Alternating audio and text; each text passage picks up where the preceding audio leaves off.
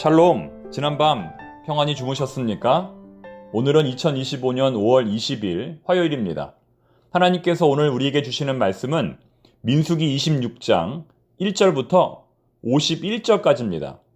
희망은 여기에 라는 제목으로 주의 말씀 증거하겠습니다. 신앙에도 성적표가 있다면 어떨까요? 매해마다 혹은 10년이나 20년마다 우리 신앙에 대한 하나님의 평가가 이루어진다면 어떨까요? 오늘 우리가 묵상하는 민수기 26장은 이스라엘 백성들의 신앙 성적표라고 말할 수 있습니다. 민수기 1장에서 처음으로 실시된 인구조사의 결과와 오늘 민수기 26장에서 두 번째로 실시된 인구조사의 결과를 비교해보면 그들의 신앙이 더욱 성장했는지 아니면 퇴보했는지 우리가 알 수 있기 때문입니다. 과연 40년 만에 이루어진 인구조사의 결과는 어떻게 되었을까요? 어떤 지파의 인구가 늘었고 또 어떤 지파의 인구가 줄었을까요? 이러한 궁금증을 가지고 함께 본문의 말씀을 살펴보겠습니다. 먼저 1절부터 4절까지의 말씀을 보면 하나님께서 모세와 엘르아살에게 이러한 명령을 내리신다는 것을 알 수 있습니다. 이제 곧 전쟁이 있을 것이니 20세 이상의 장정이 얼마나 되는지를 지파별로 계수해 보아라. 다시 말해 가나안 족속과의 최후 결전을 앞두고 하나님께서는 인구의 수를 세어보라고 말씀하시는 것입니다. 여기서 우리는 하나님의 약속을 성취하려면 반드시 전쟁을 해야 한다는 것을 알 수 있습니다. 저절로 주어지는 것은 없다는 것입니다. 아무리 하나님의 약속이라 할지라도 하늘을 향해서 입만 벌리고 있으면 자동으로 떨어지는 것이 아니라는 말입니다. 만약 하나님께서 서울대학교에 합격한다는 응답을 주셨습니다.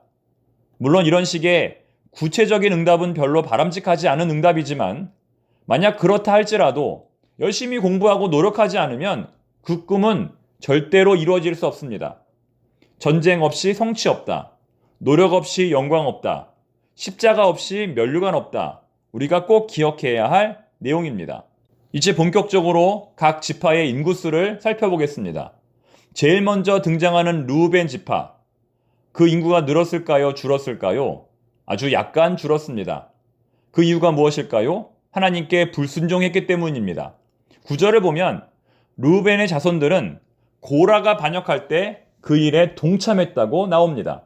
그때 하나님의 심판을 받아 죽었기 때문에 약간 줄은 것입니다. 두 번째 지파는 시므온입니다. 여기서 우리는 너무나 충격적인 결과를 얻을 수 있습니다. 시므온 지파는 무려 37,100명이 죽었기 때문입니다. 전체 인구의 63%가 사망을 한 것이죠. 이유가 무엇일까요? 하나님께 불순종했기 때문입니다.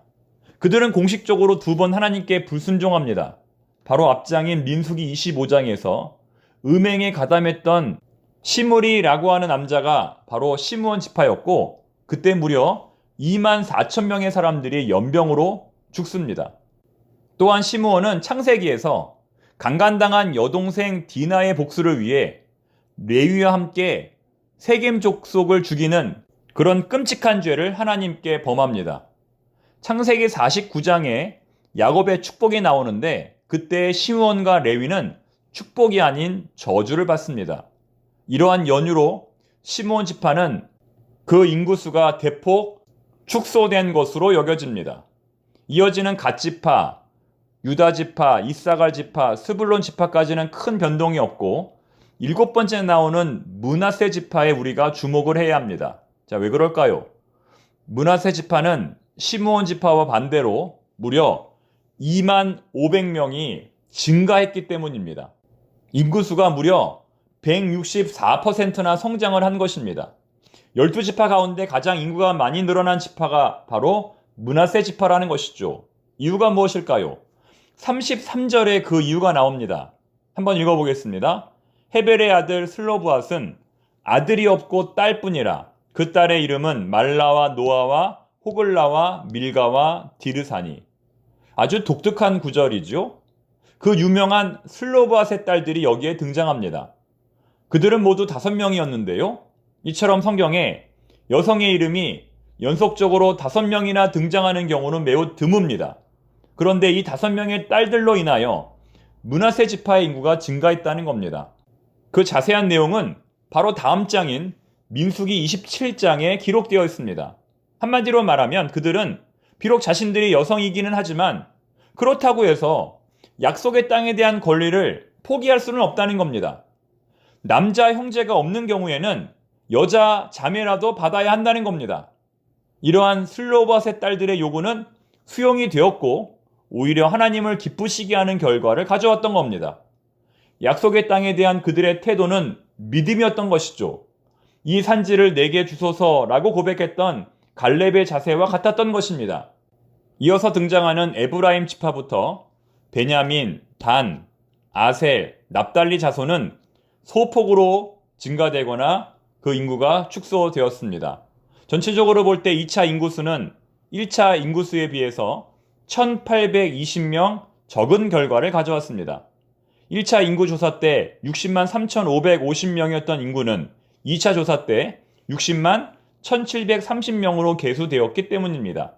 오늘의 본문 마지막 구절인 51절에 그 내용이 나옵니다. 이처럼 성경은 지금으로부터 40년 전 이스라엘 백성들이 출애굽할 때와 비교해서 현재 그 인구수가 거의 차이가 없다고 보고합니다. 이것은 여전히 이들에게 소망이 있다는 것을 말하는 것입니다. 희망은 어디 있는가? 바로 여기에 있다. 왜냐하면 이들 가운데는 비록 하나님께 불순종하여 심판을 받은 자들도 있지만 하나님께 순종하여 복을 받은 자들도 있었기 때문입니다. 그들은 비록 출애굽의 사건을 직접 경험하지 못했고 광야의 기적들을 직접 체험하지는 못했지만 부모로부터 믿음을 배우고 신앙을 익혀서 오늘에 이른 것입니다. 그들은 비록 여성들이었고 약자였고 소수였지만 하나님은 그들을 통하여 일하실 것이기 때문입니다. 그렇기 때문에 아직 이스라엘의 희망은 남아 있는 것입니다. 우리도 마찬가지입니다. 하나님의 은혜로 지난 주일 임직식이 잘 끝났습니다. 많은 분들이 기도해 주시고 많은 분들이 수고해 주신 덕분에 단 하나의 실수도 없이 잘 끝났습니다. 모든 영광 우리 하나님께 올려드립니다. 진심으로 우리 하나님께 감사를 드립니다. 하지만 우리 교우들 가운데에는 이번에 임직자로 세워지지 않아 마음이 불편하고 속상하신 분들이 분명 있을 것입니다.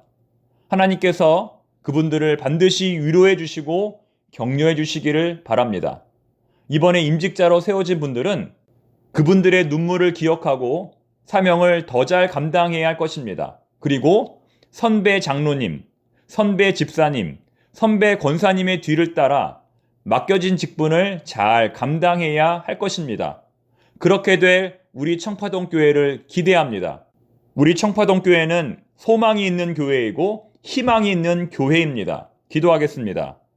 하나님 아버지, 지난 주일에 있었던 임직식, 은혜 가운데 잘 마치게 하심을 감사드립니다. 하지만 이번 임직식으로 인하여 눈물을 흘리는 분들도 있습니다. 마음이 불편하고 속상한 분들도 있습니다. 하나님, 그분들을 위로하여 주옵소서. 임직이 되었건 임직이 되지 않았건 우리 모두는 직분자입니다. 사람이 아니라 하나님 앞에서 신앙생활하게 하옵소서. 사람이 아니라 하나님을 기쁘시게 하는 성도들이 되게 하옵소서. 앞으로 더욱 믿음의 선배, 신앙의 선배님들을 따라 열심히 신앙생활하게 하옵소서. 우리 청파동 교회에 참된 희망이 있게 하옵소서. 예수님의 이름으로 기도드립니다. 아멘.